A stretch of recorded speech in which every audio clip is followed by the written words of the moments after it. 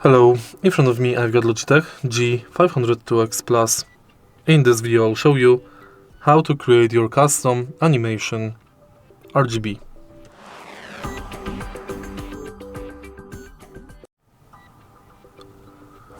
To create custom RGB effect, let's go to G HUB app and go to Light Sync. Enter animations and select Add New Animation. Now you can select color and transitions. You can add transitions and adjust transitions and adjust each transition.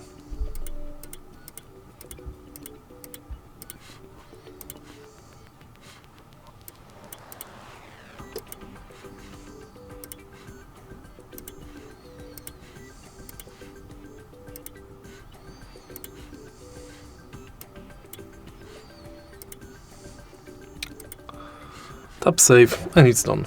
If you find this video helpful, please leave like, comment and subscribe.